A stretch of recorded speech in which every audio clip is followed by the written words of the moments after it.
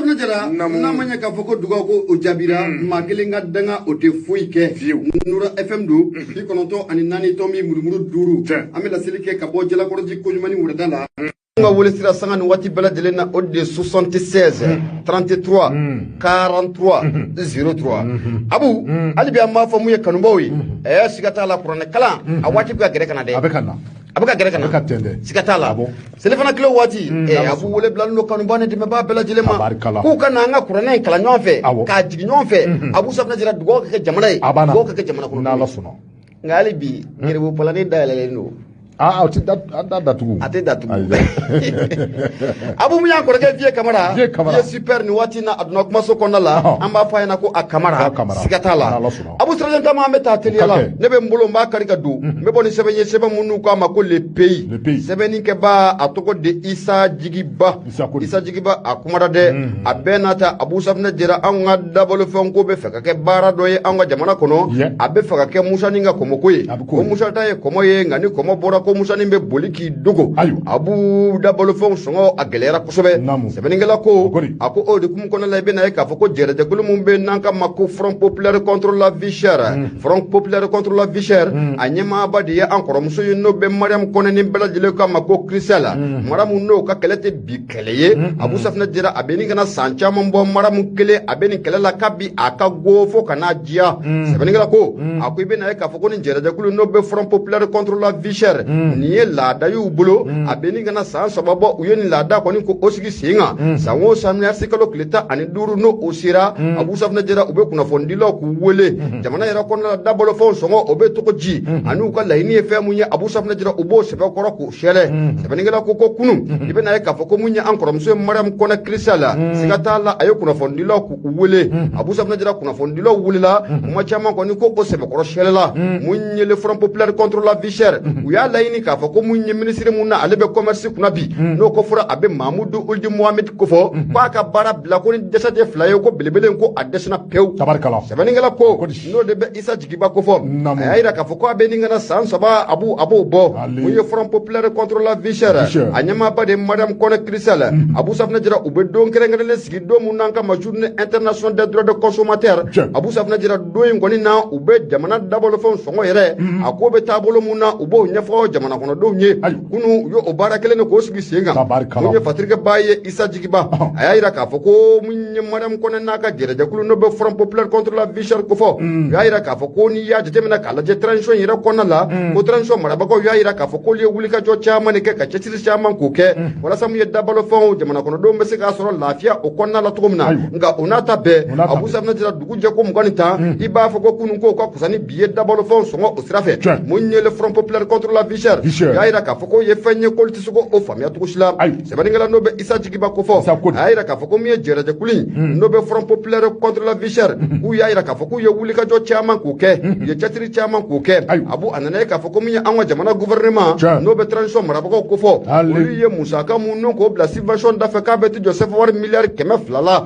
miliyari 200 Abu Safina Jara k'o de kɛra subvention ye ka ɲɛsin dabolofɛnw ma laɲini tɛ dɔwɛrɛ walasa mun ye jamana kɔnɔdenw bɛ se ka dabolofɛn k'o sɔrɔ lafiya o kɔnɔna la cogo min na nka miliyari 200 in Abu Safina Jara ko a bɔra ka jamana kɔnɔdenw t'a dɔn nafa yera a la Abu mun ye Mariam Kɔnɛ n'a ka jɛrɛjɛkulu ko k'a tɛ se ka faamuya cogo si la sɛbɛnnikɛla ko n'o bɛ Isa Jigiba ko fɔ a y'a jira k'a fɔ ko nin ye fɛn ye fɛn mun n'a bɛ maanifin k'i kamana kan kosɛbɛ n'a fɔra sɛfɛwari miliyari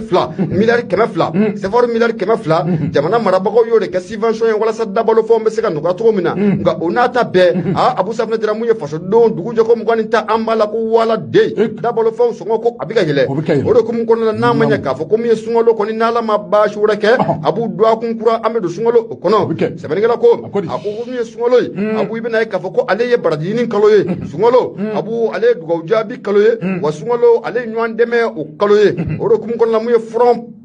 Populaire contre la vie chère Abu Safina Jara u y'a jira k'a fɔ ko an kɔni bɛ don min na comme bi olu ka laɲini tɛ dɔwɛrɛ koyi jamana marabagaw ka fɛɛrɛ dabali bɛɛ lajɛlen k'o sigi sen kan dabolofɛnw sɔngɔ o bɛ se ka jigin cogo min na yanni sunkalo kɔni ko o cɛ mun ye Mariam Kɔnɛ n'a ka jɛrɛjɛkulu Abu Safina Jara u y'a jira k'a fɔ ko jamana gouvernement yɛrɛ bɔra ka kɔrɔfɔ minnu k'o sɛlɛ k'a jira k'a fɔ ko aw ye miliyari 200 ko k'o bɔ subvention sira fɛ walasa mun ye jamana kɔnɔdenw bɛ se ka lafiya a ye fɛɛrɛ dabali kɛ o miliyari 200 mun na a bɔra jamana kɔnɔdenw bɛ se ka nɔ ye Abu nin tɛ faamu dɛ a tɛ faamu miliyari 200 subvention ka tila k'a ye ko o nɔ ma ye o nɔ ma ye da ka don o kan ten maa ma minɛ fɔlɔ kɔ ma wuli Allah o tɛ hɛrɛ ye dɛ k'u ka partager u ka partager Facebook y'a partager u ka bila kɔrɔfɔ bɛ yen a bɛ yen Abu Safina Jara tɛmɛ mun ye madame Kone n'a ka jɛrɛdɛkulu Mariam u k'olu ka laɲini tɛ dɔwɛrɛ koyi o sabu kɛ bolo a mana funu a bɛ da tigi de kɔrɔ jamana faama n'o bɛ colonel Hashim Koyita kofɔ a n'a ka gouvernement u ka fɛɛrɛ dabali bɛɛ lajɛlen kɛ miliyari 200 mun n'o bɔra walasa dabalo fɛnw bɛ se ka nɔgɔya cogo min na malidenw bɛ se ka a jɔyɔrɔ kɔni ko o ye n'o tɛ an bɛ don min na comme bi Abu Safina Jara n'i donna sugu kɔnɔnaw la dabalo fɛn sɔngɔ bɛɛ lajɛlen ni yɛlɛla Abu salon fɛn mun n'o tun bɛ san sɔngɔ mun na salon nka ɲinɛ yɛrɛ kɔni Abu Safina Jara sunkalo yɛrɛ masuru na o fɛnw sɔngɔ ko o double la fɛn mun n'i kun b'a san salon 100 Abu Safina Jara an bɛ don min na comme bi siga t'a la ko o doublelen don anw ka jamana o kɔnɔ madame Kone n'a ka jɛrɛdɛkulu u y'a yira k'a fɔ ko duwakun Abu Safina Jara olu bɛ wuli ka jɔ ni cɛsiri kɛ ka don sugu kɔnɔnaw la Abu Safina Jara o de hukumu kɔnɔna la u donnen sugu kɔnɔna la u nana ye k'a fɔ ko malo kulo bɛ da mun na bi ko o ye 100 ani kɔ Abu Safina Jara ko 100 ani kɔ mun ye sogo koloma o ye 200 ye Abu mun ye sigaro ye n'o bɛ sigaro kɔfɔ sunkalo tɛ taa fɛn mun yɛrɛ kɔ cogo si la n'o bɛ sigaro kɔfɔ o kulo bɛ yɔrɔ dɔw la 120 a yɔrɔ dɔ la 140 Abu Safina Jara jamana kelen sɛbɛnnikɛla ko a ko mun ye tulu ye Abu ko ale bɛ fɔ 300 o la mun ye nɔnɔ k'o bɛ 600 la Abu Safina Jara nin bɛɛ lajɛlen ye fɛn ye fɛn mun n'a tɛ se ka faamuya cogo si la jamana in kɔnɔna la sɛbɛnnikɛla n'o bɛ Isa Jigiba kɔfɔ a ko kunun kɛnɛ in ka bolodengɔni kɔni ko a sɛbɛkɔrɔ sira minisiri mun na ale bɛ industrie kunna et du commerce kunna n'o ko fɔra a bɛ Uldi Mohamed aba ale ko fɔ o sabu kɛ baara in bɛɛ lajɛlen bɛ tɛmɛ ale ka sira de fɛ sɛbɛnnikɛla ko waati sira ko mun ye Mohamed Uldi Mohamed ye a ka bɔ sa ka tiɲɛ yɛrɛ fɔ jamana kɔnɔdenw ɲɛna miliyari 200 ye a ko taara ka kalifa maa minnu ma subvention in taara ka di jamana kɔnɔden minnu ma Abu Safina Jara ko waati sira k'u ka bɔ k'a ɲɛfɔ fasodenw ye miliyari 200 ko a taara da mun fɛ sɛbɛnnikɛla ko a ko hakilila jiginna mun ye madame Kone n'a ka jɛrɛdɛkulu u y'a yira k'a fɔ ko waati tɛmɛnenw yɛrɛ la an ka jamana faama n'o bɛ colonel Hashim Koyita kofɔ a bɔra ka kɔrɔfɔ k'a sɛlɛ a so ka kuma kɔnɔna la a y'a yira k'a fɔ ko mun ye baara in taara ka kalifa maa minnu ma subvention in taara ka kalifa maa minnu ma k'u y'a wari détournement Abu n'a ma ɲɛ k'a fɔ ko jamana faama yɛrɛ y'o fɔ o tuma sigi kɛlen bɛ ka fɛn jumɛn nin makɔnɔ jamana faama tɛ misitigiw t'a girin ma a ko kɛ o tɛ se ka kɛ o o bɛ se ka kɛ cogo di jamana kuntigi yɛrɛ ko ten mais a fɔra a y'a fɔ k'a détourné na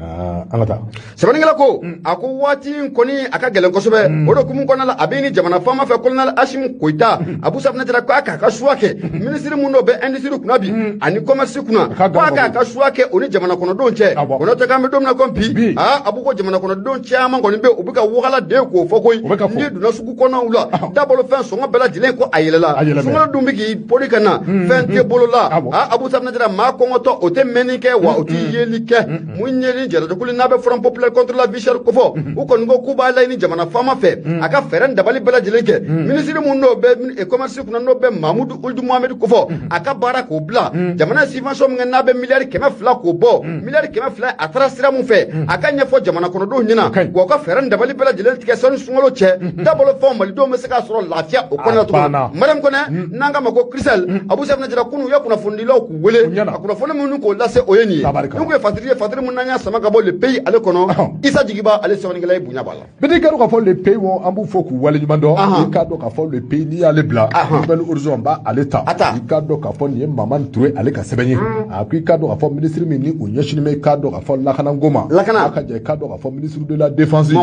k'a dɔn k'a fɔ ni o ye colonel i k'a dɔn k'a fɔ Sadio Kamara i k'a dɔn k'a fɔ a tun bɛ Buguni kunungo i k'a dɔn k'a fɔ colonel Sadio Kamara a ye k'a dɔn k'a fɔ k'a da kabana dɔ ko o bɛna sigi Buguni walasa i k'a dɔn k'a fɔ lakana bɛ se ka sabati cogo min na kɛrɛnkɛrɛnnen i k'a dɔn k'a fɔ Buguni mara min bɛ yen ni o bɛ wele ko Banimunu Cɛ i k'a dɔn k'a fɔ Jitumu maraw ma a ka jan Wasolo ani k'a dɔn k'a fɔ Banigɔ n'o ye Doyila ye min bɛ tali kɛ i k'a dɔn k'a fɔ Bamandiya wale a bɛ se ka i k'a dɔn k'a fɔ kɔn nin yɔrɔ kofɔtaw la minisiri k'a dɔn k'a fɔ Sadio Kamara i k'a dɔn k'a fɔ ko kɛnɛ in ka maa caman kun bɛ sabula i k'a dɔn k'a fɔ maa min bɛ yen ni o ye Kɛba Sangare Kɛba Sangare ɲa dɔn an bɛ waati min na i komi bi ale k'a dɔn k'a fɔ Buguni o gouverneur don n'o ye k'a dɔn k'a fɔ fɔ Buguni gouverneur ye n'o bɔra yen min bɛ tali kɛ i k'a dɔn k'a fɔ Sadio Kamara la i k'a dɔn k'a fɔ a ka kɛnɛ kan maa caman de kun bɛ a kɛnɛ kan i k'a dɔn k'a fɔ Buguni a mara ɲɛmaaw ka taa se i k'a dɔn k'a fɔ a politikimaw ma a ka jan i k'a dɔn k'a fɔ a dugulenw n'o ye i k'a dɔn k'a fɔ dugutigilakaw ye parce que i k'a dɔn k'a fɔ ni o ye Mamani Ture ye Mamani ko i k'a dɔn k'a fɔ ko walasa lakana a bɛ se ka sabati min bɛ tali kɛ i k'a dɔn k'a fɔ nin camancɛrɔ faga maaw la ko ni y'u ka baaraw ta k'a lajɛ i b'a ye k'a fɔ ko u ka baara fanba de taa mɛ ka fɛn min sɛgɛrɛ o bɛɛ lajɛlen ti dɔwɛrɛ lakana bɛ se ka sabati i k'a dɔn k'a fɔ anw ka Mali a dugu 14 bɛɛ lajɛlen na min bɛ tali kɛ i k'a dɔn k'a fɔ Sadio Kamara la i k'a dɔn k'a fɔ kununko ko a kɛra nisɔndiya belebele sabula i k'a dɔn k'a fɔ min bɛ tali kɛ i k'a dɔn k'a fɔ nin ka dakabana in na i k'a dɔn k'a fɔ tubabukan yɛrɛ la ni u b'a wele ko ultra moderne i k'a dɔn k'a fɔ ultra moderne o ye kan ye kan min bɛ i k'a dɔn k'a fɔ min bɛ tali kɛ i k'a dɔn k'a fɔ pankuru na ka taa se i k'a dɔn k'a fɔ kɛlɛkɛcɛdenw ma ani k'a dɔn k'a fɔ u ka min ni a bɛ wele ko régiment militaire blindé i k'a dɔn k'a fɔ ko olu bɛɛ lajɛlen bɛna ɲɔgɔn sɔrɔ i k'a dɔn k'a fɔ kayi kɔnɔ o de kan k'u bɛ o wele k'i k'a dɔn k'a fɔ ultra moderne awɔ Buguni Jara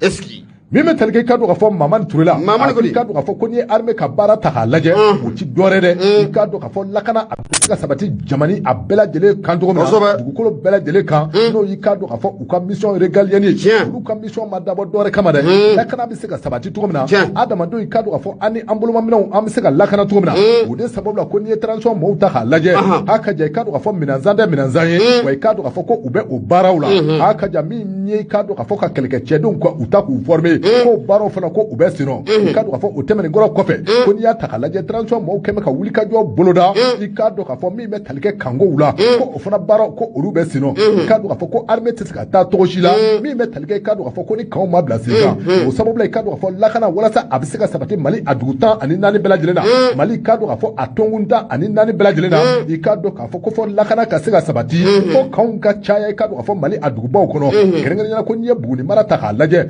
i k'a dɔn k'a fɔ ko nin ye yɔrɔ min ni a nafa ka bon anw ka jamana in kɔnɔ kosɛbɛ wa i k'a dɔn k'a fɔ waati dɔw la min bɛ tali kɛ i k'a dɔn k'a fɔ Bamanjiw la olu munumunu zalotɔ i k'a dɔn k'a fɔ olu bi don a yɔrɔw kɔnɔ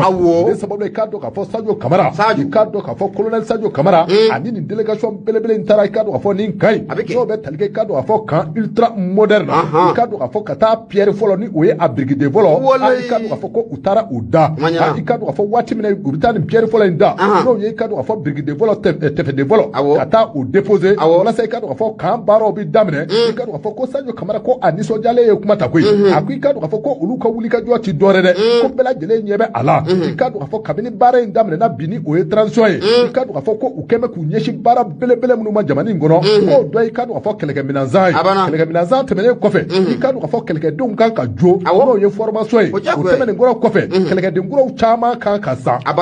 kan ka taa ka recruter walasa i k'a dɔn k'a fɔ dɔ bɛ se ka fara effectif kan cogo min na Sadio Kamara a ko i k'a dɔn k'a fɔ ko n'i ye nin kura in ta k'a lajɛ kan min ni a bɛ wele ko ultra moderne ko n'i y'a ta k'a lajɛ i k'a dɔn k'a fɔ min ni o bɛ wele ko 82e régiment militaire régiment blindé ko i k'a dɔn k'a fɔ olu de bɛna taa jabaya bɛna kɛ a kɔnɔna ye n'i y'o ta k'u lajɛ k'o b'a yira k'a fɔ ko maa caman de bɛ kɛ ka in kɔnɔ surasiw k'a dɔn k'a fɔ ko n'i y'u ka baaraw ta k'a lajɛ surasi cɛ caman de bɛna kɛ a kɔnɔ o tuma baara in bɛna ta ka yɔrɔ min sɛgɛrɛ k'o de k'a dɔn k'a fɔ Banimonice o dugu o bɛ se ka lakana cogo min na ni o bɔra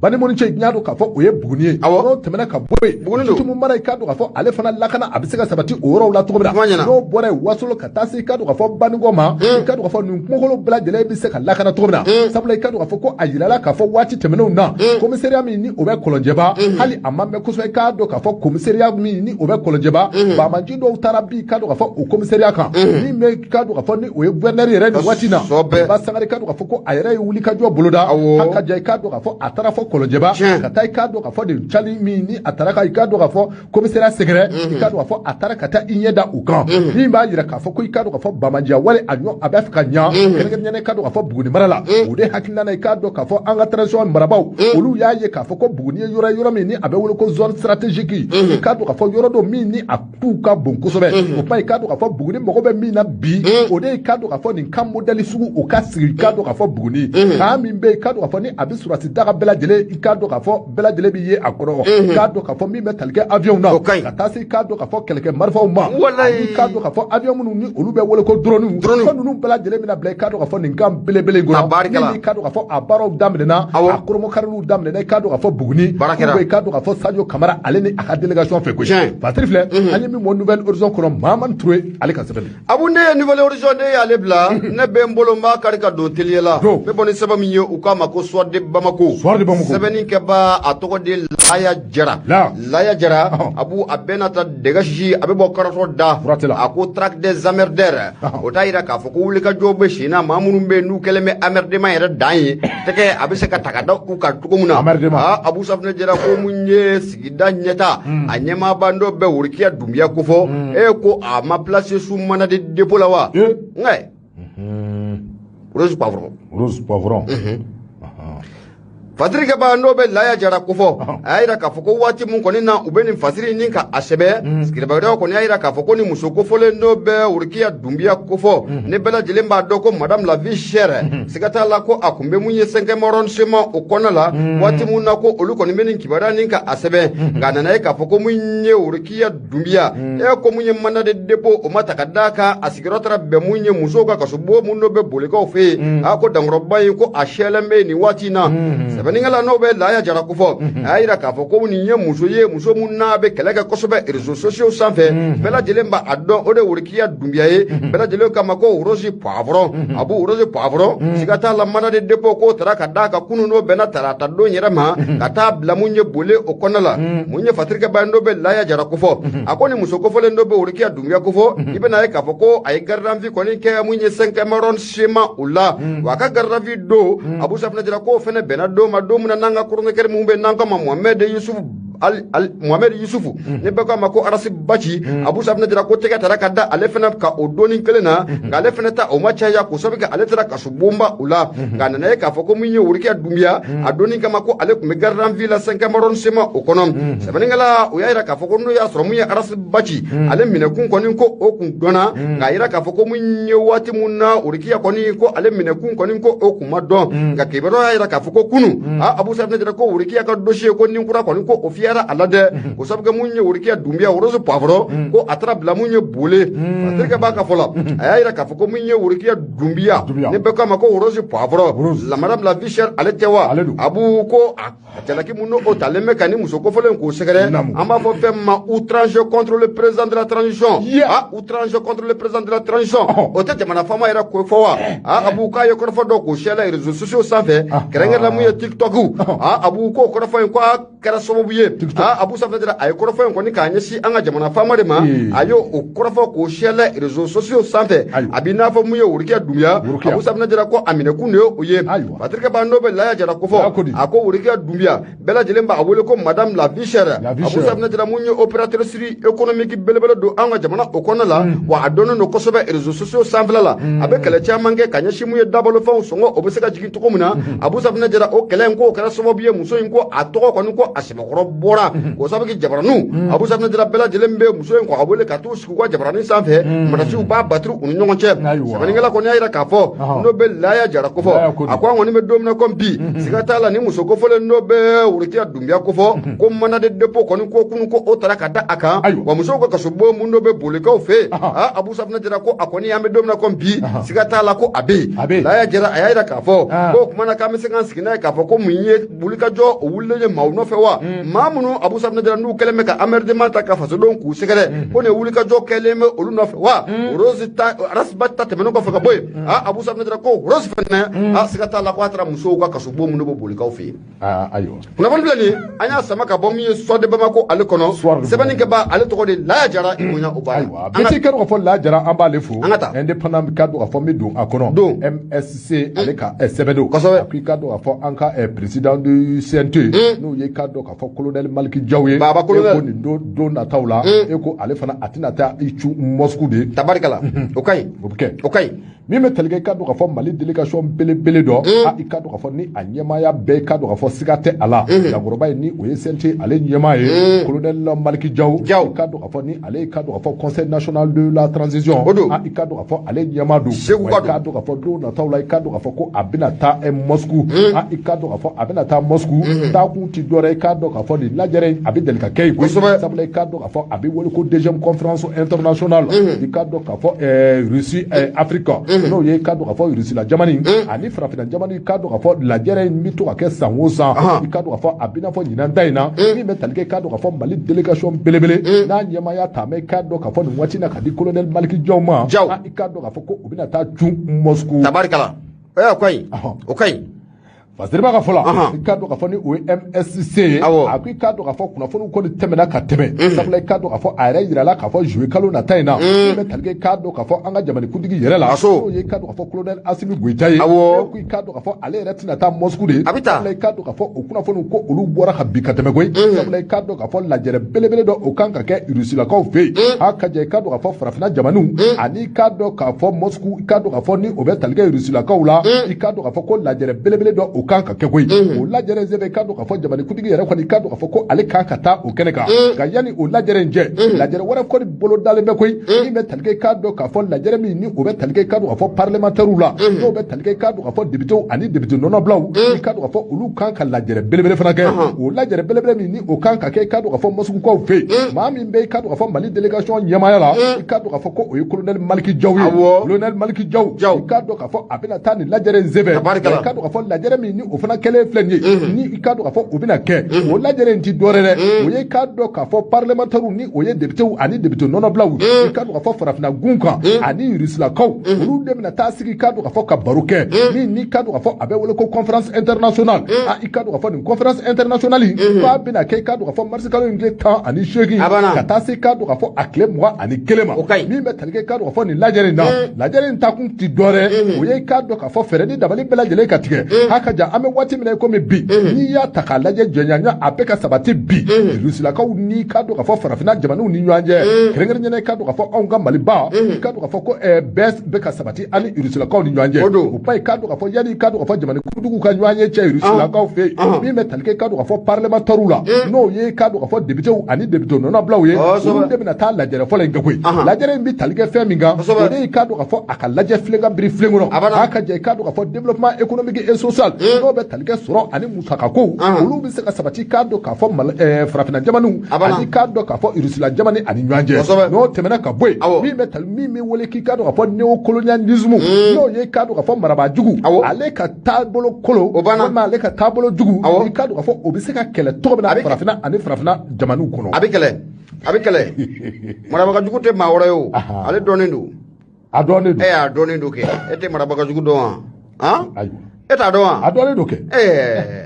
an ka taa marabajugu a dɔnnen don ale dɔnnen don min bɛ tali kɛ i k'a dɔn k'a fɔ MSC la a ko i k'a dɔn k'a fɔ lajɛrɛ min tali kɛ nin kan sabula i k'a dɔn k'a fɔ coopération bɛ se ka sinsin cogo min na n'o ye i k'a dɔn k'a fɔ jɛɲɔgɔnya o bɛ se ka sinsin Mali ani France Rusilakaw ni ɲɔgɔn cɛ o jɛɲɔgɔnyaw ko n'i y'o ta k'o lajɛ a dɔ bɛ taa i k'a dɔn k'a fɔ kalanko o bunakun kan n'o tɛmɛna ka bɔ yen min bɛ tali kɛ i k'a dɔn k'a fɔ Kenya ko o bunakun ko o bɛ a la n'o bɔra yen nɔ min bɛ tali kɛ i k'a dɔn k'a fɔ sɛnɛw yɛrɛ o n'a ɲɔgɔnkow caman wa i k'a dɔn k'a fɔ ko kumaw bɛna taa tɛmɛ nin bɛɛ lajɛlen kan a n'o tɛmɛna ka bɔ yen min n'i ka dɔn k'a fɔ o ye néocolonialisme ye maa minnu bɛ yen k'a dɔn k'a fɔ ni u ye farafinna kɛ jɔnyajuruw ye maa minnu bɛ hali bi ni a b'u ɲɛna k'a fɔ ko farafinna bɛ jɔnyajuru la k'a fɔ fɛɛrɛ ni dabali bɛɛ lajɛlen bɛ se ka tigɛ olu la cogo min na walasa i ka dɔn k'a fɔ ka sira k'a baare u ɲɛ n'o ye ka sira da u ɲɛ ko i ka dɔn k'a fɔ nin lajɛrɛ fɔlɔ in bɛna taa kɛ o tɛmɛnen kɔrɔ kɔfɛ ka bɔ yen yanni i ka dɔn k'a fɔ ko nin lajɛrɛ in tɛmɛna e ko jamanakuntigiw yɛrɛ tɛ Rusilakaw senkɔrɔ sabula i ka dɔn k'a fɔ don nataw la jamanakuntigiw bɛna taa Rusila k'a ka jɛ i ka dɔn k'a fɔ ka taa lajɛrɛw kɛ i ka dɔn k'a fɔ a y'a yira k'a fɔ yanni nin don tɛmɛnen cɛ maa min bɛ yen ni o ye i ka dɔn k'a fɔ Sergei Lavrov ye n y'a dɔn k'a fɔ o ye i ka dɔn k'a fɔ ministre des affaires étrangères et de la coopération Rusilakaw fɛ yen i ka dɔn k'a fɔ ko ale yɛrɛ delila ka taama kɛ anw fɛ Mali kɔnɔ k'a dɔn k'a fɔ ko o kɛra février kalo tile 6 ani a tile 7 i ka dɔn k'a fɔ waati min na ko o bɛ kɛ i ka dɔn k'a fɔ ko a kɛra sababu ka coopération n'o bɛ tali kɛ jɛɲɔgɔnya la ka se ka a sinsin kosɛbɛ Mali k'a dɔn k'a fɔ ani Rusilakaw ni ɲɔgɔn cɛ Basiri filɛ an ye min mɔ i ka dɔn k'a fɔ indépendant kɔnɔ MSC ale ka sɛbɛn don indépendant ne ye ale bila abu ne bɛ n bolo n b'a kari ka don teliye la n bɛ bɔ ni sɛbɛn min ye sɛbɛn u k'a ma ko le Ogon ogon sebani ke ba to ko de acheter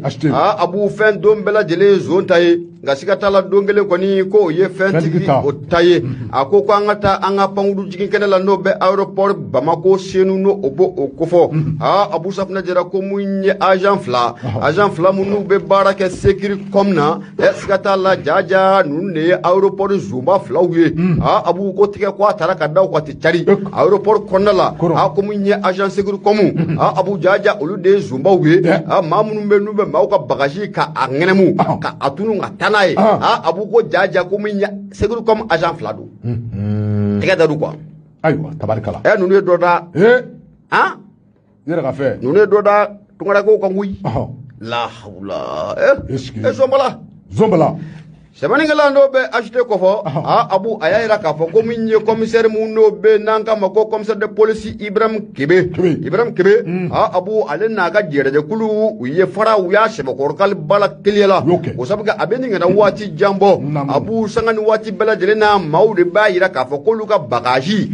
abu ka be tunu aéroport la ni tato na amatunu esgata la esegindo ko abetunu manifun kamana gana wa bela jele na nogo abu sabna jara munya an wala kana boy no banga wulu masiri tabaw ko fo olu togo nan nogo abu munya agent wara munumbe aéroport kono la nube barake bela jelen togo onana nogo adrike baga fola ako ore kum kono la munya commissaire Ibrahim Kebe ale na ka jere de kulu yaira ka fo ko ni ko ngoni ko atisika blata tukushila okum kono la ku ye wuli ka jode chesiri chairman ko ni ko oke abu unana tege takada ma fla mu no lube barake segiri kom yere kono wa be barala aéroport Bamako senu kono ama fola ko ye contrôleur wa be na ka fo ko kelen ko ye agent ye jaja abu bagaji munnu be suya aéroport kono ko nunu ngai contrôleur yere ma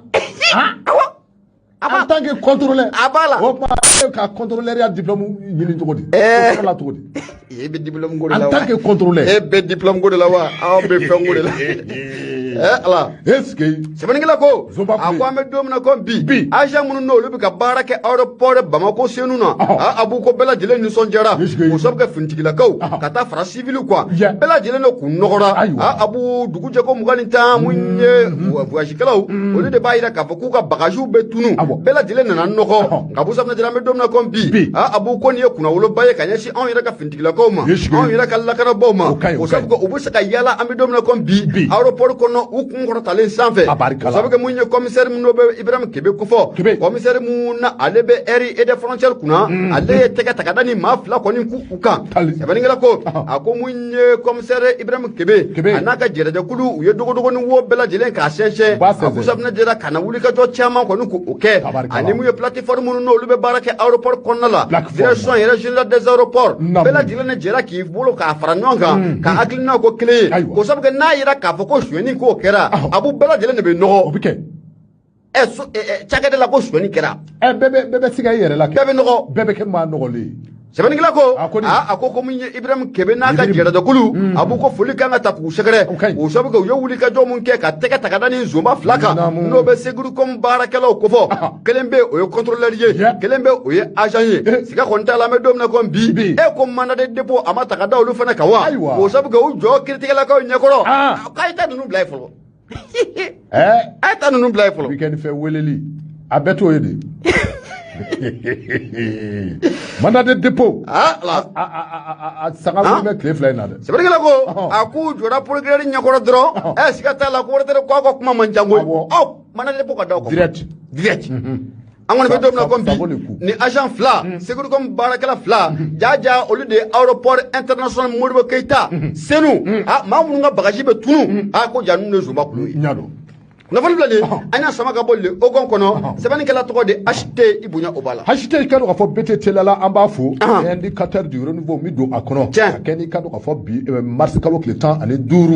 keni o boli ikado ka fo terrorisme no be talke kado ka fo jatige wale akeba wala anga ta segu mi be talke kado ka fo deuxième arrondissement mi ni o ye police ka deuxième arrondissement ye mi me kado ka fo segu dugu kono e ko bamanju mata bi nunu ngane mi be talke kado ka fo deuxième arrondissement police so mi ni abe segu i ka dɔn k'a fɔ kunungo soirée n'o ye i ka dɔn k'a fɔ kunungo 21h waatiw ye i ka dɔn k'a fɔ asayaw n'o bɛ tali kɛ i ka dɔn k'a fɔ maa bamanjiw la a ka jan i ka dɔn k'a fɔ maa lakodɔnbaliw a b'i n'a fɔ ninnu kun bɛ bolifɛn dɔ kɔnɔ bolifɛn min ni a bɛ wele k'i ka dɔn k'a fɔ 4x4 ani i ka dɔn k'a fɔ moto fila baɲango i ka dɔn k'a fɔ waati min na u sera i ka dɔn k'a fɔ commissariat ale kanda la i ka dɔn k'a fɔ ko u kɛlen filɛ ka gwɛlɛ wuli i ka dɔn k'a fɔ nin ko in kɔni a masiba bonyana sabula i ka dɔn k'a fɔ a masiba bonyana ni a jɔrɔ ye sabula i ka dɔn k'a fɔ a jɔrɔ bonyana a masiba ye sa kɛ sabula i ka dɔn k'a fɔ maa ma jɔgi maa ma to a la a ka jan hali n'a kɛra a y'a sɔrɔ k'a fɔ ko polisi maa fila olu kɔni légèrement olu jɔgina dɔɔni dɔrɔn n'o bɛ tali kɛ i ka dɔn k'a fɔ olu kɔni ye i ka dɔn k'a fɔ jɔgini fitinin ye olu sɔrɔ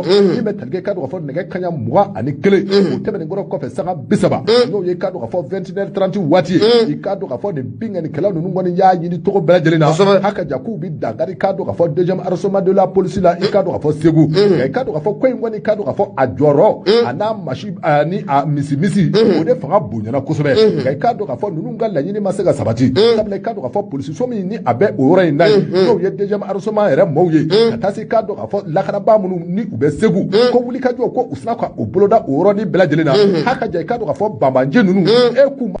tigɛ da u kan de sabula i ka dɔn k'a fɔ dugumaw nana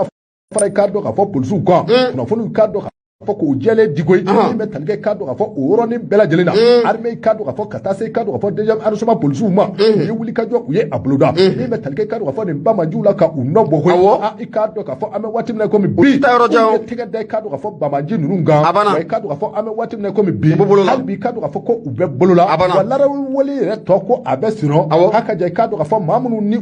u bɛ nin ko in dibi la se ka da a bɛɛ lajɛlen ka don da kosɛbɛ fasiri filɛ an ye min mɔ indicateur du haut niveau kɔnɔ Mamadu Lamini Sogoba ale ka sɛbɛn Mamadu Lamini Sogoba an bɛ foli k'o lase a ma abu ne bɛ n bolo n b'a kari ka don teliye la n bɛ bɔ ni sɛbɛn ye sɛbɛn minnu k'a ma ko Mali Tribune sɛbɛnni kɛbaa o ye e yɛrɛ n'o bɛ Abu Safinɛ Jara ko fɔ de wo i ye baraminɛ kalanden ye Mali Tribune o kɔnɔ an bɛ taa siraba minnu n'o bɛ Dumasana k'a gosi Dumasana Abu kana nafaji fɛ bamananw ko mun ye maakɔrɔ ale bɛ dugu jɔ ni hakili ye nka sifinnakaw olu bɛ dugu jɔ ni galabu ye jɛgɛrɛjɛkulu min bɛ yen n'a kama ko Mali Espoir Abu ko siga t'a la u ye nin kura k'o fiyɛ ka di nin sira kofɔlen ma dɛ sira mun n'o b'a daminɛ Dumasana ka n'a bila nafaji sira in yɛrɛ jɛnya n'i y'a jateminɛ k'a lajɛ a bɛ t'i jɔ kilomɛtiri 3 ɲɔgɔnna na a musaka ko a bɛ t'i jɔ sɛfɛwari miliyɔn 2 Abu Safinɛ Jara ani tila o sɛfɛwari miliyɔn 2 ani tila Abu Safinɛ Jara ko an ka belebele dɔ bɛ yen o kɔni y'a jɔ 100 sigi la siga t'a la ko y'i jɔ 70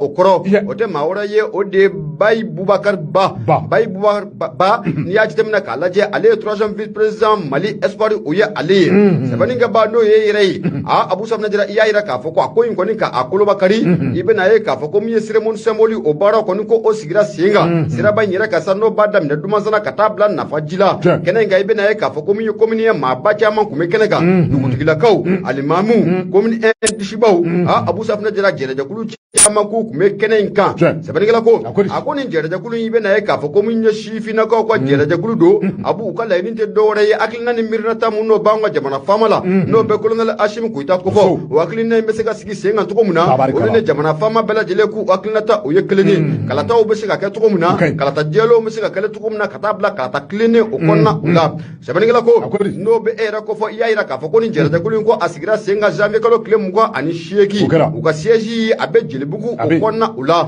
Abu n'a ma ɲɛ k'a fɔ ko muso dɔw kɔni bɛ 8 mars kɛ bazɛnba don Abu Safinɛ Jara 8 mars fini don ɲɛnajɛba nka ni musolaka ninnu n'o bɛ Espoir Mali Espoir ko fɔ olu y'a yira k'a fɔ k'olu bɛ kɛwale de kɛ fɛn mun o bi ye o de kumu kɔnɔ la i bɛna ye k'a fɔ nin siraba mun na a bɛ bɔ mun ye Dumasana ka taa bila mun ye nafaji a dogolen tɛ maa si la k'a fɔ ko mun ye samiya kɔni ne sanji kɔni na a surutu la Abu lafiya tɛ maaw ye nin sigida kofɔlen n'o bɛ Dumasana nafaji kofɔ ni musojɛkulu ni sifinnajɛkulu n'o bɛ Mali Espoir kofɔ olu ye wuli ka jɔ ni cɛsiri kɔni caman kɛ u ka 8 mars don olu ko u ma tina dunu ta abada u tina bala ta abada Abu Apollo tɛ fɔ olu bɛ fɛɛrɛ dabali bɛɛ lajɛlen de kɛ ka nin siraba ye ni ka nin kura ko o fiyɛ a la walasa mun ye maaw kɔni ko o bɛ se ka lafiya cogo min na olu y'u ka 8 mars ni ka a kɛ o kotoga la kɛnɛ in kan i bɛna ye k'a fɔ ko maa dɔ tun bɛ n'o bɛ Ablaye Kebe kofɔ Ablaye Kebe Abu a ye kɔrɔfɔ a y'a ta ci cari a y'a yira k'a fɔ ko ni akilina mun na talen filɛ ni musolaka ninnu fɛ tan na bɛ Mali espoir a b'o o kofɔ Abu Safinɛ Jara ko akilina ɲɛ akilina ɲumanba ye a ko musolakaw ka akilina sɔrɔ Abu 8 mars la u ma dunu ta u ma bala ta Abu Safinɛ Jara ka baara de kɛ baara mun na a bi ye mun ye Ablaye Kebe ye a ko nin ye fɛn mun ni tɛgɛrɛ kɔni ko o sɛbɛnru ka fɔ Ablaye Kebe Abu Safinɛ Jara a y'a yira k'a fɔ ko foli ko kan ka ta ka ni musolaka ninnu kɔni ko o sɛgɛrɛ Ablaye Kebe bɔlen kɔfɛ maa mun ye kɔrɔfɔ ta o de ye CNT maa ye n'o bɛ Sulemani Danbele kofɔ Abu Sulemani Danbele y'a yira k'a fɔ ko mun ye ni musolaka ninnu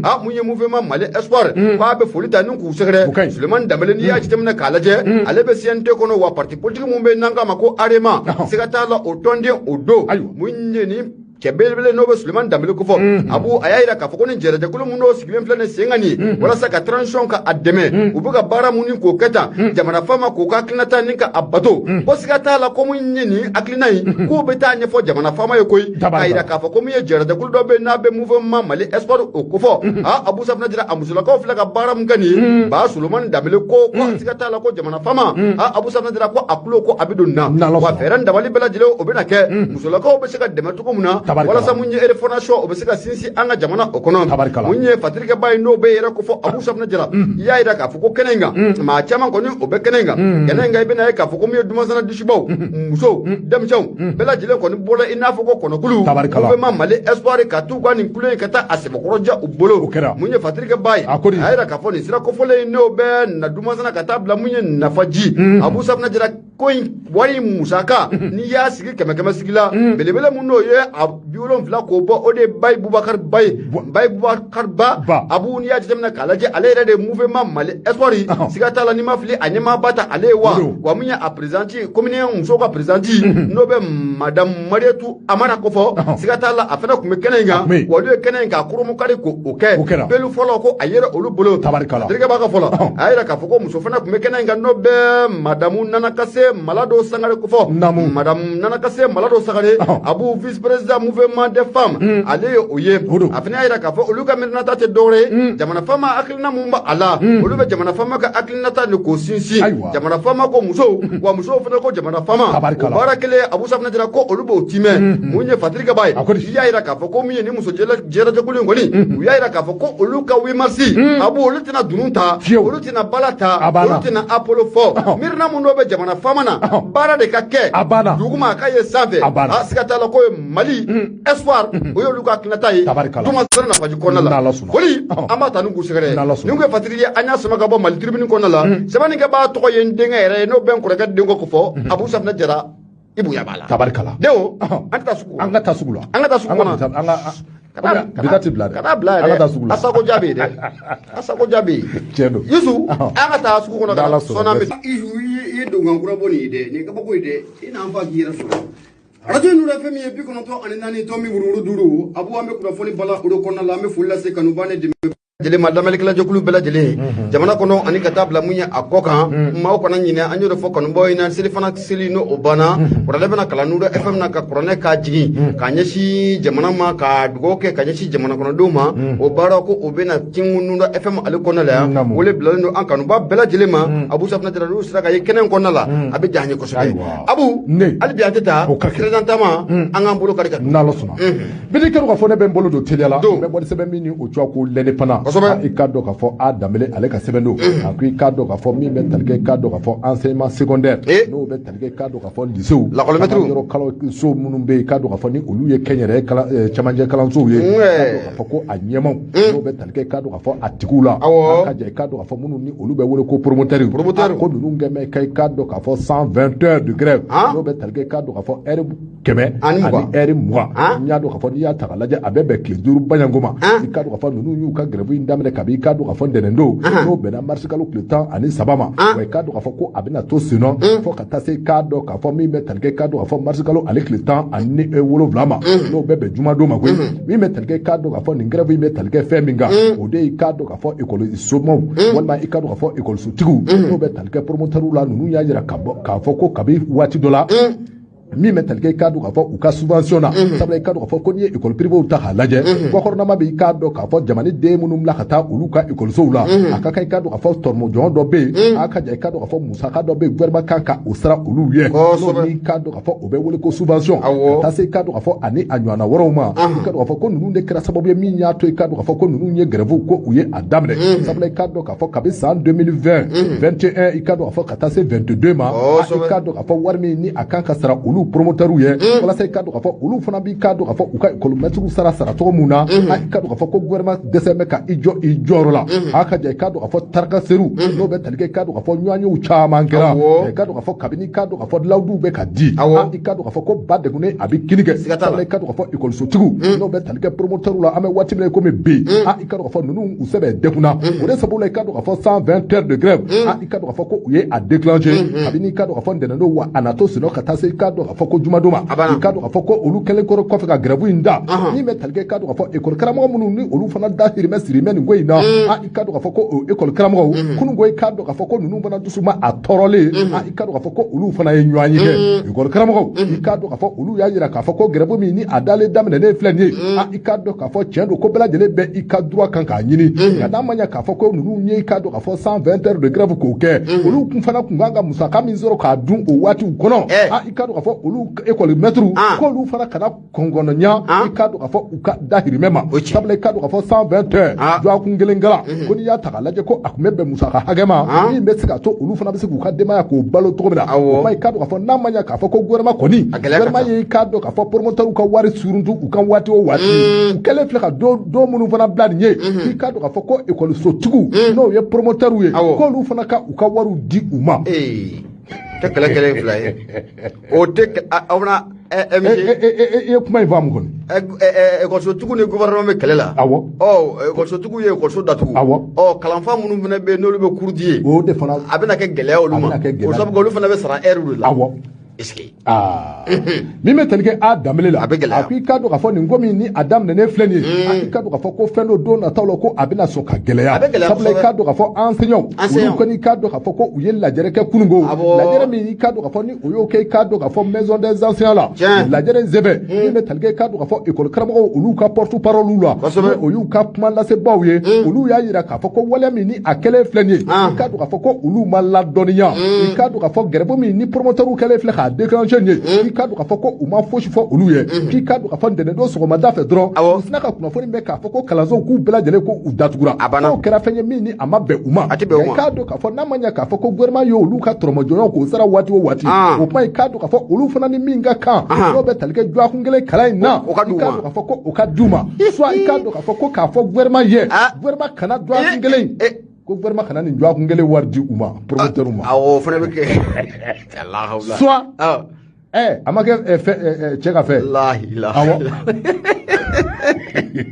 a danbele a ko i ka do k'a fɔ école karamɔgɔw ko n'a ma ɲɛ k'a fɔ ko a bɛ nin cogo in na soit gouvernement fana kana i ka do k'a fɔ nin jɔakun kelen k'o wari ko a kana di i ka do k'a fɔ promoteur ma sabula i ka do k'a fɔ soit promoteur ni gouvernement ye wari d'u ma u ka olu ka wari d'u ma o tɛmɛnen kɔrɔ kɔfɛ ka bɔ yen k'u bɛ min ɲini i ka do k'a fɔ diyagoya promoteur fɛ k'u ka fɛɛrɛ ni dabali bɛɛ lajɛlen tigɛ i ka do k'a fɔ u bɛ se ka école karamɔgɔ privé olu bɛ se ka don da la cogo min na o ti dɔwɛrɛ i ka do k'a fɔ allocation familiale n'o ye fɛɛrɛ ni dabali bɛɛ lajɛlen ka kɛ olu ka se ka don i ka do k'a fɔ INPS kɔnɔ cogo min na n'o tɛmɛna ka bɔ yen olu denw ka sara n'o ye i ka do k'a fɔ allocation familiale ye n'o tɛmɛna ka bɔ yen min bɛ tali kɛ i ka do k'a fɔ k'u ta k'u bila permanence la i n'a fɔ ka u bila i n'a fɔ école karamɔgɔ jolenw yɛrɛ k'a k'i n'a fɔ i ka do k'a fɔ gouvernement école karamɔgɔw bɛ minɛ hokumu min kɔnɔ ko ka olu bila o fana minɛn kɔnɔ sabula i ka do k'a fɔ ko u fana bɛ jamana kan i ka do k'a fɔ u fana bɛ ka mago ɲɛ jamana kɔnɔ Patrik filɛ an ye min mɔ i ka do k'a fɔ indépendant kɔnɔ a danbele ale ka sɛbɛn don abu ne bɛ n bolo n b'a kari ka don n bɛ bɔ ni sɛbɛn ye sɛbɛn minnu k'a ma ko nouvelle horizon abu fasirikɛ b'a tɔgɔ de Mahamani Touré a y'a yira k'a fɔ ko min ye association de santé communautaire de Jalakɔrɔji n'o ko fɔra a tɛ Jalakɔrɔji dɔgɔtɔrɔsoba a to o ye n kofɔ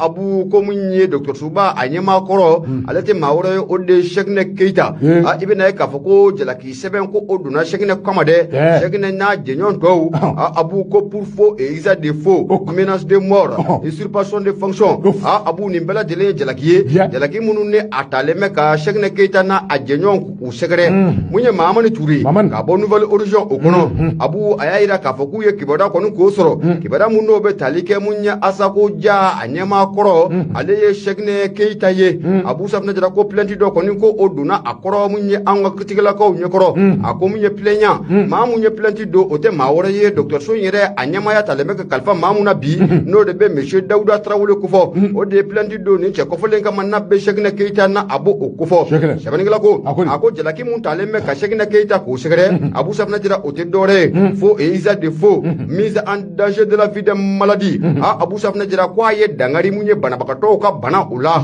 o mana bɔ yen f'a ye ko caman fana k'o kɛ sɛbɛnnikɛla ko a ko mun ye Asako Dia a ɲɛmaa kɔrɔ n'o bɛ Cheikh Keita kofɔ kabi mars kalo tile 8 san 2023 kibaruyaw kɔni y'a yira k'a fɔ ko mun ye Cheikh Keita ko a bɛ kaso bon o kɔnɔ mun ye Mahamani Ture ale de ye fasirikɛbaa ye ka bɔ Nouvelle Horizon o kɔnɔ a y'a yira k'a fɔ ko a bɛ ni ŋana kalo damadɔ bɔ Abu nin dossier mun n'a bɛ tali kɛ association de santé communautaire de Jalakɔrɔji n'o bɛ Asako Dia o kofɔ a dossier ko a dalen bɛ kiiritigɛlakaw ka tabali o sanfɛla o la fasirikɛba a y'a yira k'a fɔ ko mun ye wulikajɔw de kɛra ko mun ye organisation de la société civile olu minnu bɛ Jalakɔrɔjikaw fɛ yen ko lemurti fari ko o bolo da Abu Safinɛ Jara k'a yira k'a fɔ ko dɔgɔtɔrɔso ko a bɛ ka maracogo min na k'u fɛla ko tɛ o de hukumu kɔnɔna la sigida mairie n'o o bɛ monsieur le maire kofɔ Abu Safinɛ Jara ale kɔni y'a ɲini k'a fɔ ko mun ye équipe kura ko o ka sigi sen kan dɔgɔtɔrɔso in ko a ka ta ka kalifa maa wɛrɛ ma maa minnu n'o olu ye équipe kura ye i bɛna ye k'a fɔ ko o baara kɔni ko o nana sigi sen kan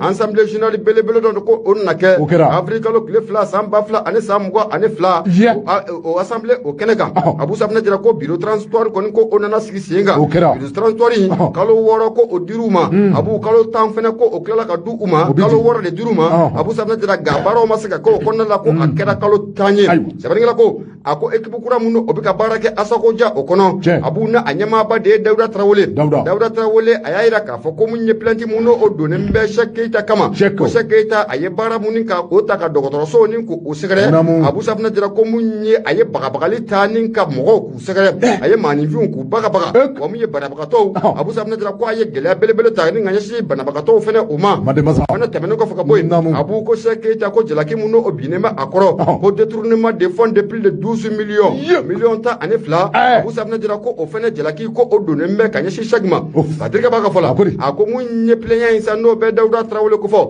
a kɔni y'a yira k'a fɔ ko ale ka laɲini tɛ dɔwɛrɛ koyi mun ye Cheikh Keita a ye baara mun k'o kɛ dɔgɔtɔrɔso yɛrɛ bɛ se ka bila a k'a kɛ kɔnɔ cogo min na ko ale ka laɲini de y'o ye o de tɛ dɔwɛrɛ ye Abu Safinɛ Jara baara mun na a ta plainte mun na o donnen bɛ Cheikh kama faux et usage de faux usurpation de fonction ko Cheikh Keita Abu Safinɛ Jara ko a bɛ ka baara kɛ ni dɔgɔtɔrɔso sɛbɛn ye k'a sɔrɔ mun ye bureau yɛrɛ kɔni ko a t'o kɔnɔ cogo si la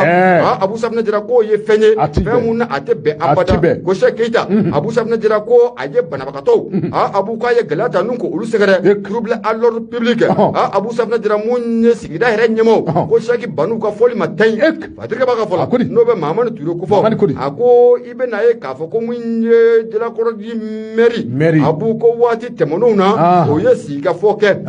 sigafɔ min kɔnɔna la Abu Safinɛ Jara ko bɛn kɛra k'a fɔ ko bureau transitoire kɔni ko o ka sigi sen kan n'a ma ɲɛ k'a fɔ ko société civile maaw y'a yira k'a fɔ ko mun ye dɔgɔtɔrɔso ko a bɛ ka mara cogo min na ko o t'olu fɛla ko ye o de hukumu kɔnɔna la ko mun ye monsieur le maire ale ye bureau transitoire ko o sigi sen kan sɛbɛnnikɛla ko a ko mun ye rapport min yɛrɛ n'o o bɔlen bɛ ka bin rapport mun na a bɛ tali kɛ Cheikh Keita n'a ka jɛrɛdɛkulu Abu Safinɛ Jara u ye dɔgɔtɔrɔso in k'a mara waati min kɔnɔna la a nana ye k'a fɔ mun ye communiqué dɔ kɔni ko o bɔra mun ye banque dɔ yɔrɔ banque mun o bɛ tali kɛ Asako Dia yɛrɛ a ka compte bɛ yɔrɔ mun na a ko n'i y'a jateminɛ k'a lajɛ Asako Dia yɛrɛ n'o bɛ Jalakɔrɔ dɔgɔtɔrɔsoba o kɔfɔ ko a compte ko dayɛlɛ la avril kalo tile 4 san 2020 nka Abu Safinɛ Jara o compte ko a dayɛlɛ la o waati Patrick b'a ka fɔ la a y'a sɔrɔ mun ye musaka kelen a tɛ compte kɔnɔ a ko avril kalo tile 4 ka na avril kalo tile 4 san 2020 Abu Safinɛ Jara k'a daminɛ o la ka na bila septembre kalo tile 10 na san 2020 i bɛna ye k'a fɔ ko mun ye Asako Dia a compte mun n'o bɛ banque la Abu ko 2000 dɔrɔn ko 10 000 francs. Du 4 avril 2020 au 10 septembre 2020. 10 000 francs. 10 000. Wafla. O de fɔra Mahamani Ture Abu a y'a yira k'a fɔ ko mun ye novembre kalo tile 30 la i tulo dayɛlɛ dɛ novembre kalo tile 30 ka na bila mun ye décembre kalo tile 31 na san 2020 kɔnɔna la a nana k'a fɔ ko min ye Asako Dia ale ka compte bancaire musaka mun n'o surutulo kɔnɔ ko a bɛ ti jɔ sɛbɛn miliyari 6 ana a kunkan fɛn o musaka ko a surutula mun ye Asako Dia a ka compte mun n'o bɛ BMS SA o kɔnɔ Abu Safinɛ Jara a ko o waati kelen o la n'a ma ɲɛ k'a fɔ ko miliyari 6 ana kunkan fɛn ko o sɛlɛla o waati kelen fɛnɛ la ko mun ye retraite ko o kɛra miliyɔn 5,100,000 k'o bɔra a kɔnɔ miliyɔn 6 nana a n'a ka ta ko a si ma kuransi fɛ i ka kuma in faamu a faamuna